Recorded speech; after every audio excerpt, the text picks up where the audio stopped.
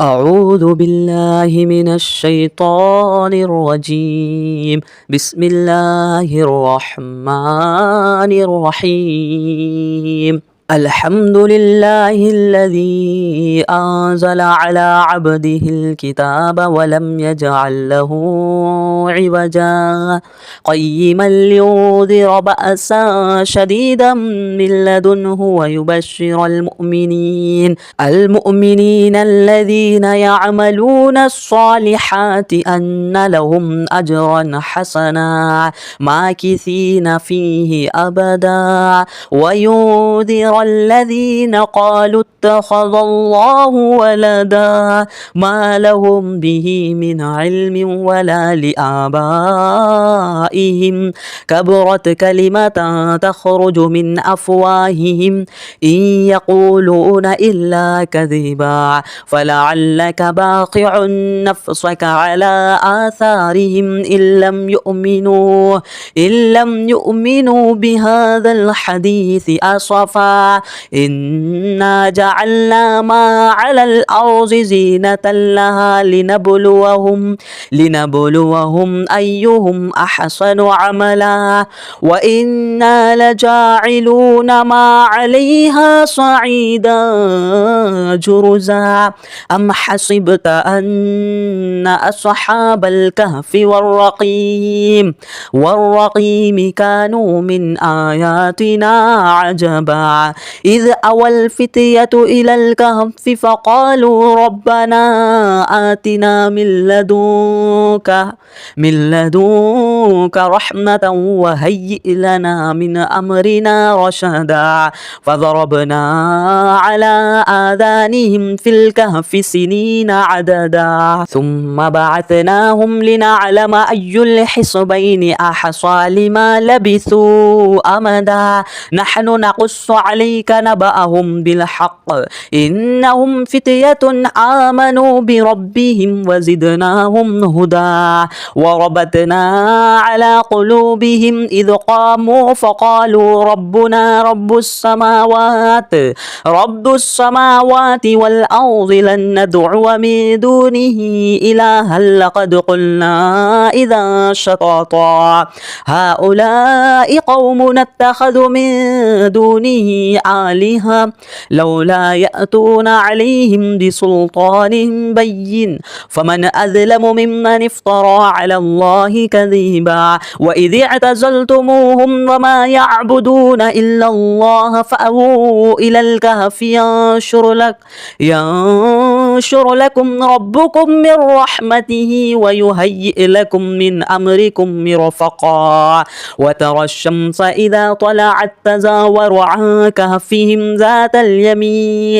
ذات اليمين وإذا غربت تقرضهم ذات الشمال وهم في فجوة منه ذلك من آيات الله من يهد الله فهو المهتد ومن يضلل فلن تجد له وليا مرشدا وتحسبهم أيقاظا وهم رقود ونقلبهم ذات اليمين وذات الشمال وكلبهم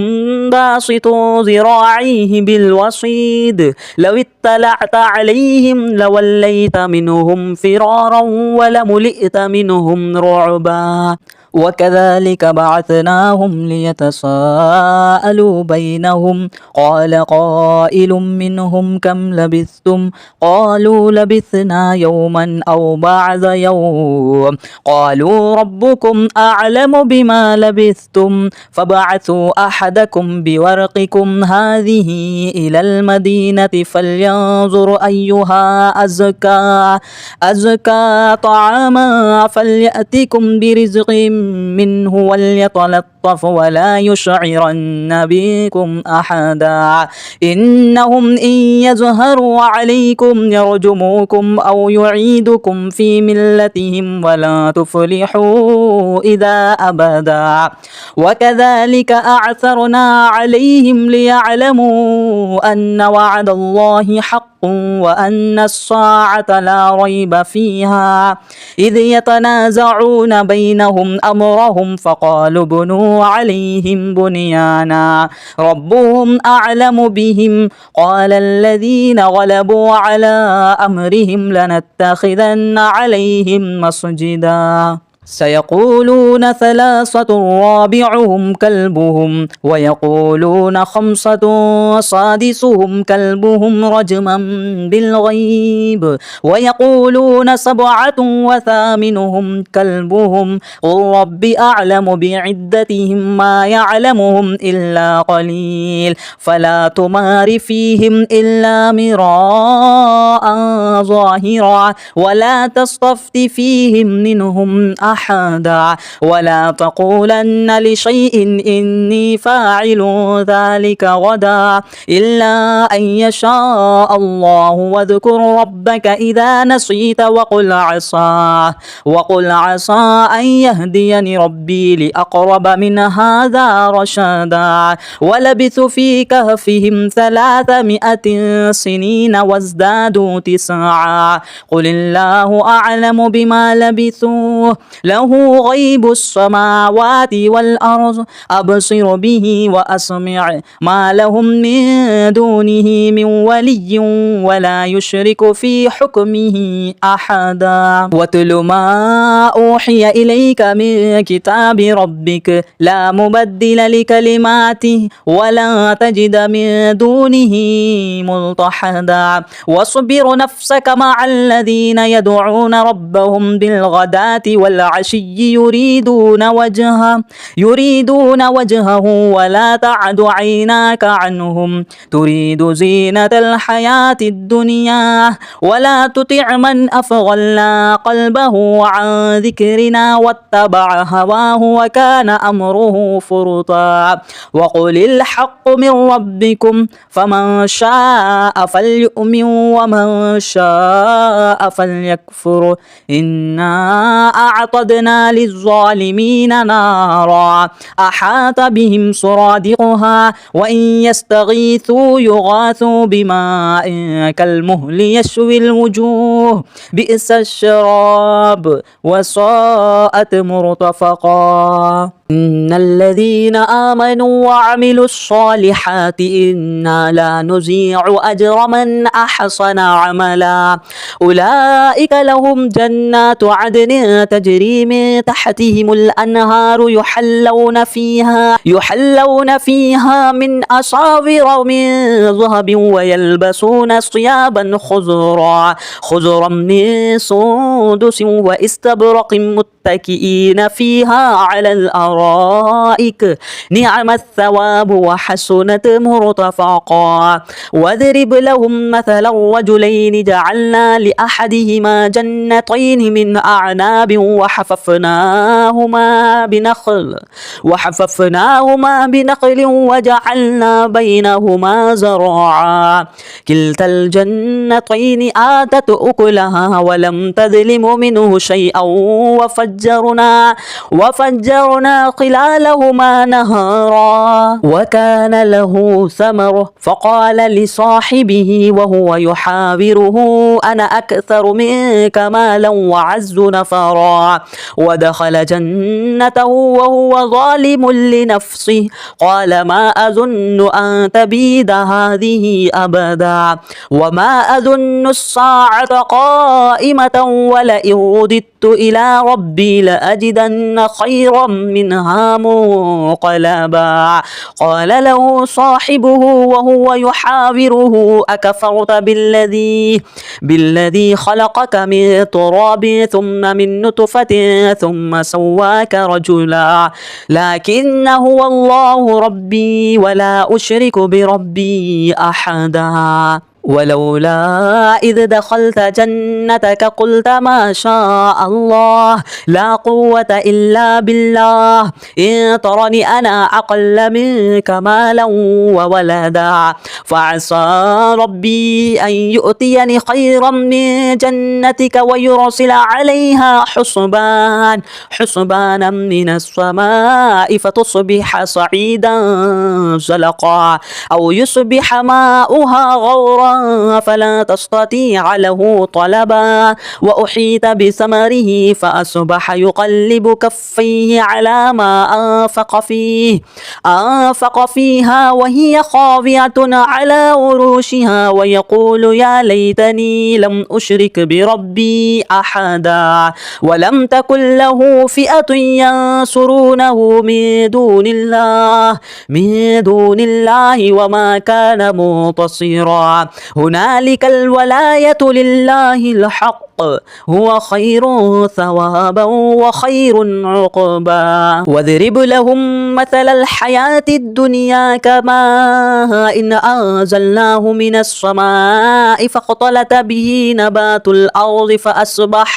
فأصبح هشيما تذروه الرياح وكان الله على كل شيء مقتدرا المال والبنون زينة الحياة الدنيا والباقيات الصالحات خير عند ربك ثوابا وخير أملا ويوم نسير الجبال وترى الأرض بارزة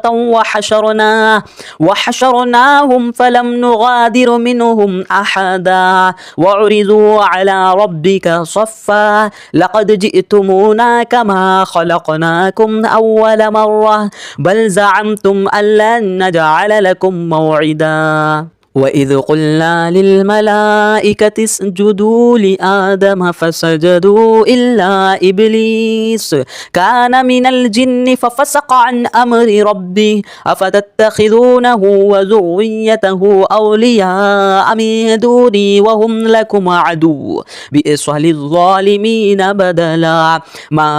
أشهدتهم خلق السماوات والأرض ولا خلق أنفسهم وما كنت متخذ المضلين عضدا ويوم يقول نادوا شركائي الذين زعمتم فدعوهم فلم يستجيبوا لهم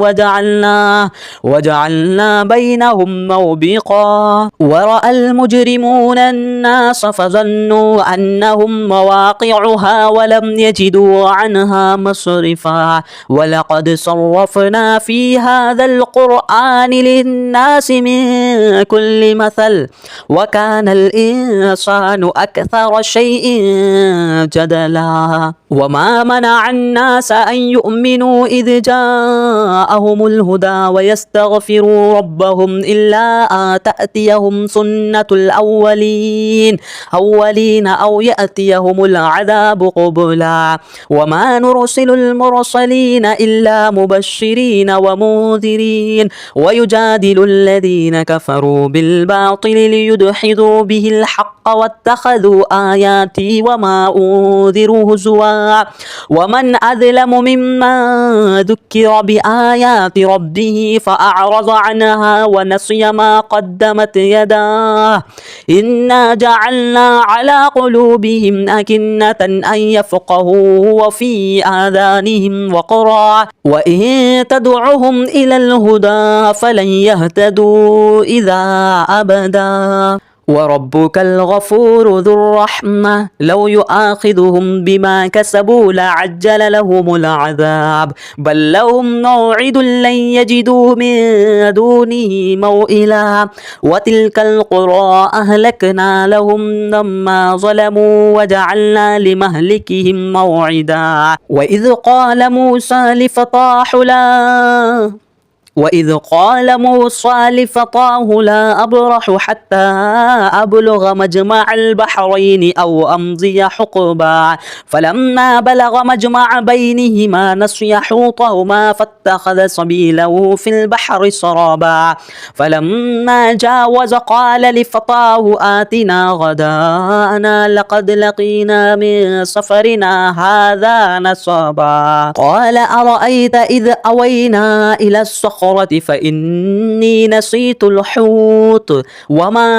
أنسانيه إلا الشيطان أن أذكره واتخذ سبيله في البحر عجبا قال ذلك ما كنا نبغي فارتد على آثارهما قصصا فوجد عبدا من عبادنا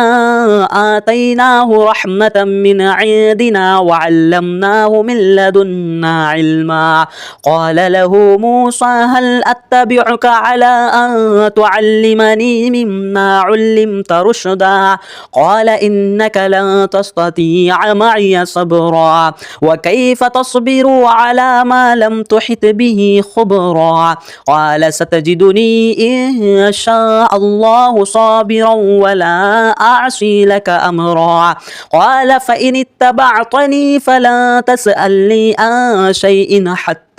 أحدث لك منه ذكرا فانطلقا حتى إذا ركب في السفينة خرقها قال أخرقتها لتغرق أهلها لقد جئت شيئا إمرا قال ألم أقل إنك لن تستطيع معي صبرا قال لا تؤاخذني بما نسيت ولا ترهقني من أمري عسرا فانطلقا حتى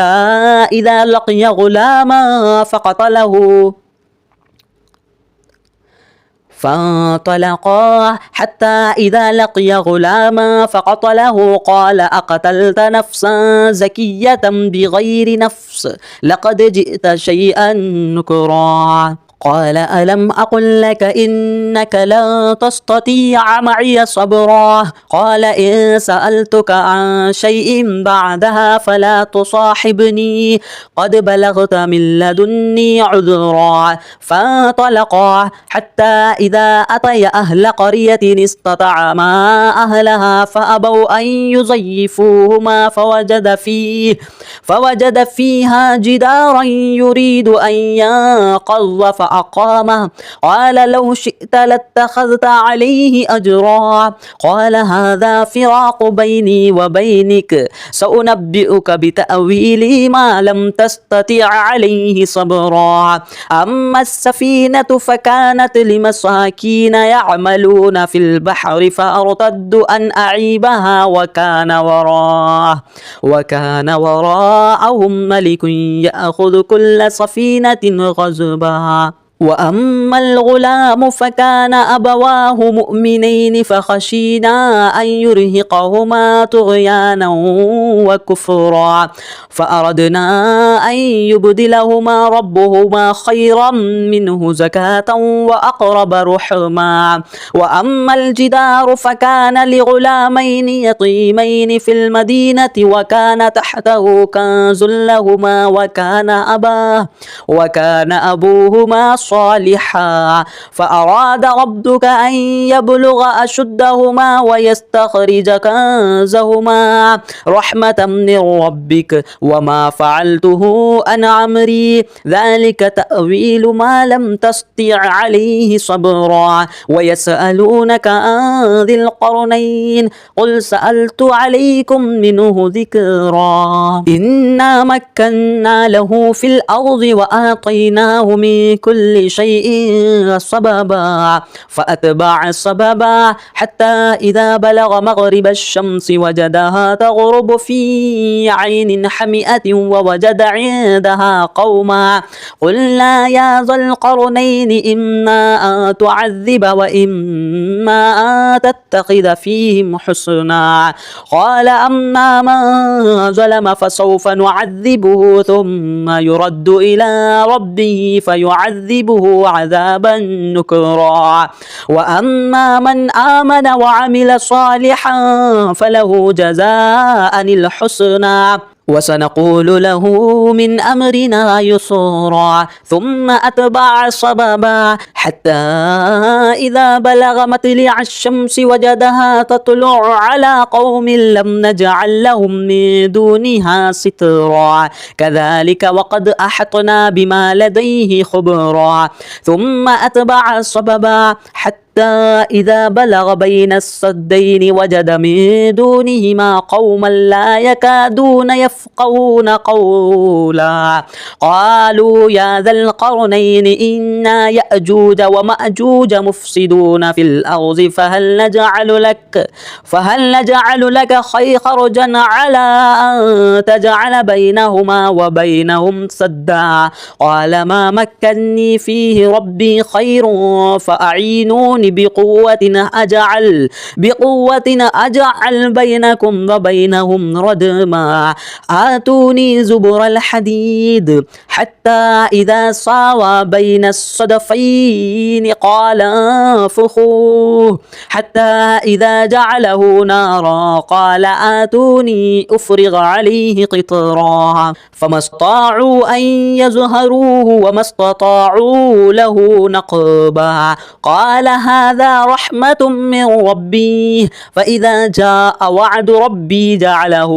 دكا وكان وعد ربي حقا وتركنا بعضهم يومئذ يموج في بعض ونفخ في السور فجعلناهم جماعا وأعرضنا جهنم يومئذ للكافرين عرضا الذين كانت أعينهم في غطاء عن ذكري وكانوا لا يستطيعون سمعا أفحسب الذين كفروا أن يتخذوا عبادي من دوني أولياء إنا أعتدنا جهنم للكافرين نزلا قل هل ننبئكم بالأخسرين أعمالا الذين ضل سعيهم في الحياة الدنيا وهم يحسبون أنهم يحسنون صنعا أولئك الذين كفروا بآيات ربهم ولقائهم فحبطت أعمالهم فلا نقيم لهم يوم القيامة وزنا ذلك جزاؤهم جهنم بما كفروا واتخذوا آياتي ورسلي هزوا إن الذين آمنوا وعملوا الصالحات كانت لهم جنات الفردوس نزلا خالدين فيها لا يبغون عنها حولا قل لو كان البحر مدادا لكلمات ربي لنفد البحر قبل أن تنفد كلمات ربي ولو جئنا بمثله مددا قل إنما أنا بشر مثلكم يوحى إلي أنما إلهكم إله واحد فمن كان يرجو لقاء ربه فليعمل عملا صالحا ولا يشرك بعبادة ربه أحدا.